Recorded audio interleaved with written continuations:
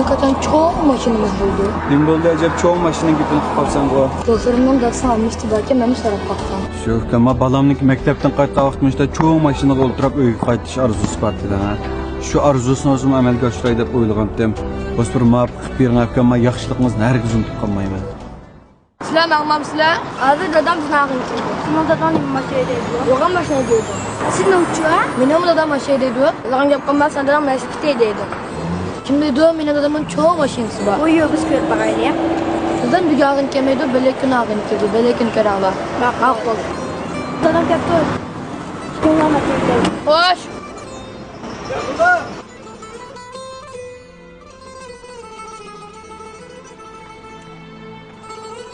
Evet, to'xta.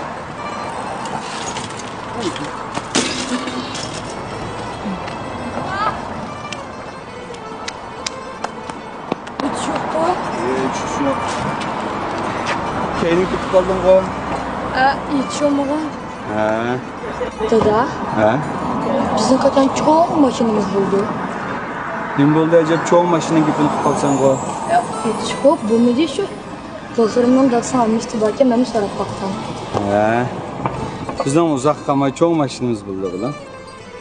Mamdoq. Haydi. Akalar sopkan.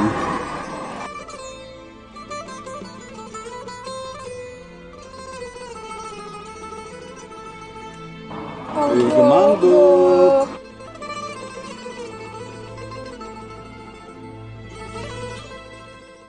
Her güneş kompütörünün dadam bana yapıyordu bunun içinde. Her türlü dersler, her türlü meşguller belki. Bizim güneşimizin mütek kulağı ki. Uyuyor, ama bir hemen köy bakayım. Eser şuşi bir cüben diye onu apangada memnun bunu alayım. Hoş ben oldu. Topla. Sen dadamın çok maşinesi baktı bu. Hoş mu? Sen dadamın çok maşinesi burada kutuğum nasıl bağlı. Şimdi dadamın çoğu maşinesi var. Yalgancı, yalgancı, yalgancı, yalgancı, yalgancı. Dada, Hoş ben oldu. hoş. Oo, dada bu maşinan bek çoğu. Ha, sen cho'ng mashinamiz bo'lishini orzu qilyapding-ku. Ha, mana mashinamiz bor bo'ldi. Chiq.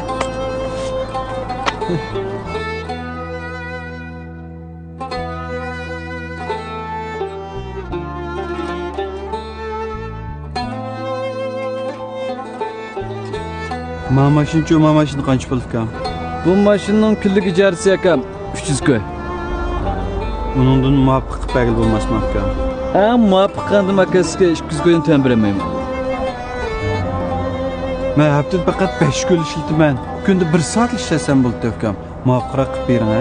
Bundacha aka, bu mashina kunda 1 soat ishlatamiz, kun ishlatamiz, eng tuyan bo'lgandimi 200 koy.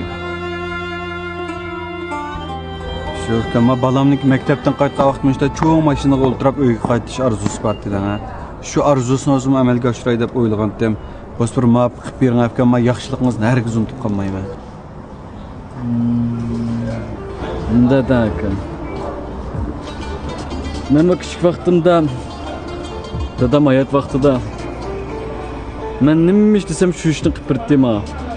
Bugun sizni ko'rib, dadamning simayishini ko'rgandek bo'ldim aka. Bo'ldi bu mashina kunlik ijarasi 100 ko'ylab bering aka bo'ldi. Rasmi akam? Rost. Rahmat sizga. Men yaxshiligingizni rost hargiz unutib qolmayman. Men cho'qim qaytiraman.